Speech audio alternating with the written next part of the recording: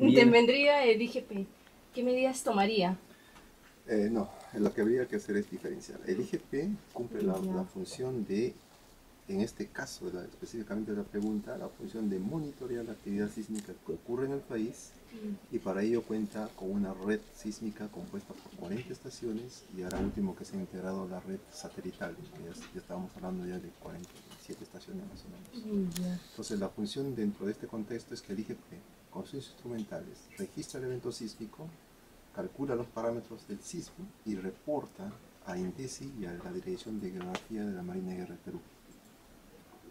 Al INDECI, para tratar de mitigar los efectos si el sismo es grande y produce daños, y en el caso del DHN, ¿no?, para tratar de ver el comportamiento de la superficie en medio del mar para dar una alarma de tsunami.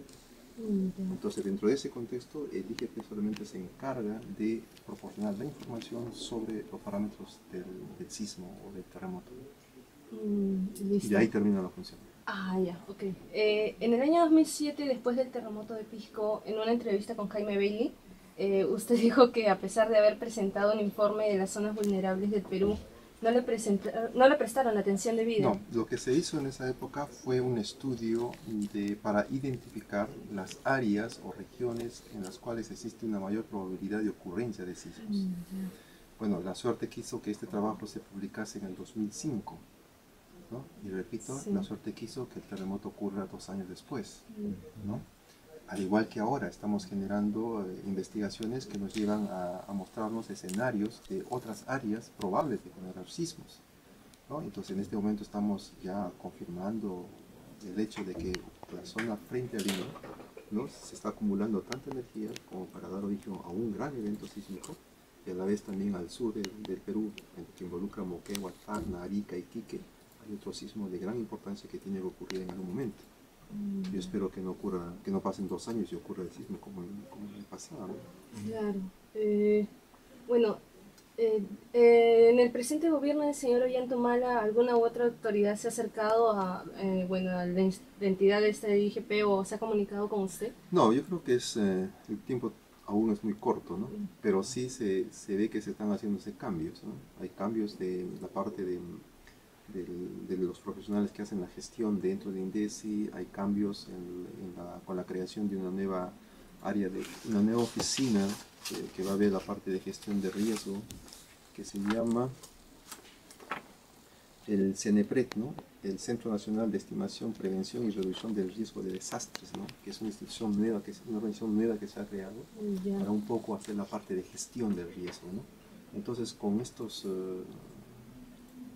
proyectos anticipados, pues no se trata un poco de mejorar nuestra respuesta ante un desastre, ¿no?, con las experiencias del 2001 y del 2007, creo que es lo que se pretende hacer. Listo. Usted, como el encargado del área de sismología del Instituto Geofísico, ¿qué inconvenientes ha tenido durante el desempeño de su trabajo? ¿Algún inconveniente se ha presentado con lo que respecta a economía o alguna traba que por parte de gobierno? No sé. Experiencias hay varias, pero la más notoria probablemente podríamos indicarla es la que pasó después del terremoto del 2007, ¿no? Ocurrió el terremoto del 2001 y a pesar que nuestra red sísmica es bastante moderna, con el terremoto de 2001 nos dimos cuenta de que había problemas con las comunicaciones, ¿no? Fallaron los celulares, fallaron un poco internet, etcétera, ¿no? Y con el terremoto de 2007, pues nuevamente tuvimos la misma experiencia. Entonces, ¿qué de importancia tiene esto que ver con nosotros? El hecho es de que todas nuestras estaciones sísmicas que están distribuidas en el interior del continente transmiten la información aquí a la sede central por línea de teléfono, ¿no? Entonces, si colapsan las líneas telefónicas o caen las líneas telefónicas, evidentemente nosotros no tenemos información para poder saber dónde ocurrió el sismo o el terremoto. Entonces, en ese momento se pidió una subvención al gobierno para tratar de vencer este obstáculo, y la única forma de hacerlo era comprando una red satelital.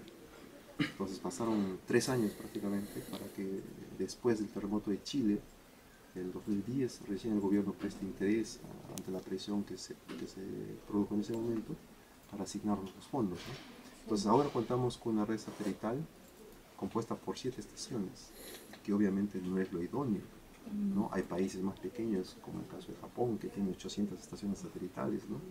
O hace poco, que en la mañana que hemos tenido la visita de un profesional en Italia, que también es mucho más pequeño que el Perú, tiene 180 estaciones, ¿no?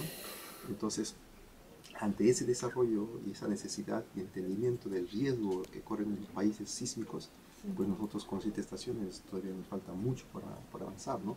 Entonces, falta la parte de respuesta por el gobierno central o por los gobiernos a quien le competan en todo caso. Claro. Bueno, ¿en qué distritos de la capital son más vulnerables ante algún evento telúrico? No, la pregunta tal vez es hipotéticamente si ocurriese un sismo grande frente a Lima, que supongo hacia ahí va su pregunta, Sí. frente a Lima, tal vez no tendríamos que dar nombres específicos de distritos. Tal vez si nosotros dibujamos Lima en nuestra mente y decimos en qué zonas el suelo es malo, ¿no? Arenoso, en qué suelo hay presencia de agua en superficie, en qué zona las casas están construidas sobre la ladera de los cerros, en qué zona las casas están construidas a lo largo de los ríos, ¿no? O en qué zona las casas son estructuralmente mal construidas, con material muy antiguo, o viviendas de adobe y quincha que vienen del siglo pasado, ¿no? Entonces, con ese esquema ya podemos darnos cuenta qué distritos pueden ser dañados en mayor o menor porcentaje, ¿no? Y si hablamos en versión de provincias, Yo creo que el problema general de todo el país es de que nuestras construcciones no son las adecuadas para un país sísmico, ¿no? Lo que hay que entender es que cuando ocurre un terremoto, el terremoto nunca va a matar a nadie. El terremoto no mata a nadie. Lo que mata a las personas es las casas que colapsan, los edificios que colapsan o se dañan de una u otra manera. Entonces la única solución es construir bien las viviendas y obviamente hacerlo sobre un suelo adecuado, ¿no? Entonces, yo creo que cualquier ciudad del país tiene muchas de estas deficiencias, ¿no? Que se tiene que saber subsanar con el tiempo, ¿no?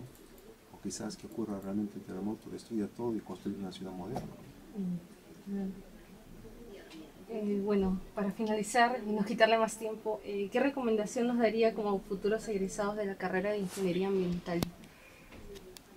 Bueno, yo creo que los problemas en el país son bastantes, los retos son también incontables, ¿no? De todo lo que falta por hacer en el país, ¿no? Entonces, yo creo que una persona o ustedes cuando salen de su aula simplemente comiencen a mirar a su entorno, se van a dar cuenta que hay una gran cantidad de peligros en los cuales hay que tratar de corregirlos, ¿no? Y hacer de que nuestro hábitat sea mucho mejor de lo que estamos ahora. Lamentablemente no hay las leyes adecuadas para que esto se cumpla, ni tampoco están las personas que juegan el rol en este esquema, no están asumiendo con la responsabilidad de vida lo que les toca, ¿no? Entonces hay una especie de que necesitamos cambiar la mentalidad de una nueva generación, de una nueva generación que entienda las necesidades nuestras como sociedad, a los peligros a los cuales nos enfrentamos, y ser nosotros los que intentemos cambiar la ideología de este país, ¿no? Todavía la gente sigue creyendo que los terremotos ocurren en octubre y en mayo, ¿no? Entonces esa generación tiene que morir para que la nueva generación crezca entendiendo de que los terremotos pueden ocurrir en cualquier momento, ¿no? Entonces, doctor, disculpe, ¿y cuáles son los beneficios que trae un terremoto? aprender. Por ejemplo, nuestra norma de construcción sismo resistente, en el caso del Perú, considera como sismo más grande un sismo magnitud 8, porque es lo que hasta ahora hemos logrado vivir de alguna forma con el terremoto de 1940. Pero entonces, en teoría, nuestras estructuras están soportando un sismo magnitud 8 como máximo. Y si ocurre uno de 9, no sabemos cómo se han comportado nuestras estructuras. Entonces, cuando ocurre el de 9, vamos a poder corregir nuestras normas, vamos a poder corregir nuestro tipo de construcción, nuestro tipo de hábitat, ¿no? Y a la vez, una ciudad que, si todo el centro de Lima hay viviendas de la época republicana que se van a caer, viene el terremoto, destruye todo eso y construimos una ciudad moderna. Disculpe, ese es en el ámbito social, ¿y cómo sería en el ámbito ambiental? En el ámbito ambiental, yo creo que lo peor que puede pasar es el cambio en la geomorfología de la zona. Un tsunami que con 10 metros de altura de ola va a limpiar todo lo que es Ventanilla y el Callao, todo lo que es la parte del Lurín, ¿no? Y probablemente la geomorfología cambie, ¿no? Puede ser que en cerros como el San Cristóbal tenga problemas de deslizamientos de piedras y otras cosas, ¿no? Entonces va a haber muchos cambios geomorfológicos, probablemente el río se vea afectado de alguna forma, ¿no? Claro. cambie su caudal o cambie su línea de drenaje, ¿no? Lo que hay de desagues que están paralelos a la línea de costa van a sufrir rajaduras y va a haber probablemente contaminaciones, etcétera, ¿no? Tenemos ahorita los conductos de gas que están pasando por medio de la ciudad. Si un conducto se rompe, hay problemas de contaminación, ¿no? Los grifos, que prácticamente nadie ha hecho una evaluación de cuál es la situación de los grifos en el subsuelo, ¿no? Revienta un grifo, va a traer muchos problemas, ¿no? Entonces, eso es lo que habría que ver, ¿no? Y doctor, ¿y cuáles son las estaciones sísmicas que hay en el Perú? Repito, tenemos alrededor de 47 estaciones que están distribuidas en todo el Perú, ¿no? Hay algunas zonas de selva que por motivos de acceso no existen, pero también se entiende que en selva no hay muchos sismos, ¿no? Entonces, casi todos están sobre la cordillera y a lo largo de la costa. En el caso de Lima, la estación principal está acá en Ñaña, ¿no? En Ñaña, y hay otro tipo de instrumento que se llama los acelerómetros, que tenemos alrededor de 10 en Lima. Los acelerómetros sirven para medir el nivel de sacudimiento del suelo, que es el nivel que daña las estructuras. Entonces, eso tenemos en Lima, y estamos ahorita buscando implementar esa red con mayor número de estaciones. ¿Y qué es el galvanómetro? ¿Qué mide? El galvanómetro, no. Una estación sísmica está compuesta por 3 elementos: un sensor, un galvanómetro y un registrador. El galvanómetro considera toda la parte electrónica, toda la parte de filtros, engranaje electrónico, ¿no? Y en sí es el elemento que hace las transformaciones del movimiento del sensor hacia señales digitales, ¿no? Entonces es un elemento de transición, ¿no? Entre el sacudimiento y el registro que se está obteniendo, ¿no? Doctor, en Lima, por ejemplo, hay zonas que evidentemente no son aptas para ocuparlas, por ejemplo, los cerros que son vulnerables, ¿no? ¿Hay algún puntos en específico donde, bueno, por algún movimiento telúrico, por más pequeño que sea la magnitud, esté en riesgo, se puede decir de una gran forma?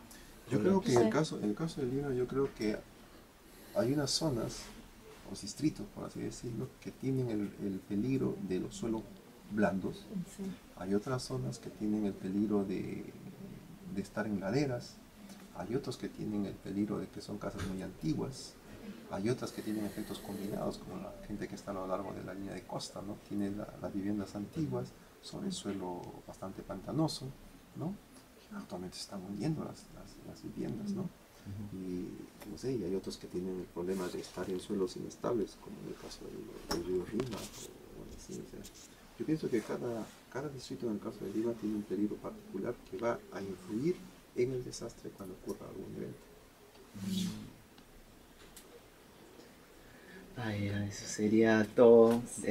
No le quitamos más tiempo porque creo que también está cargado, como veo, el tiempo. Entonces nosotros nos estamos retirando. Sí. Muchas Sería gracias. un gusto de conocerlo y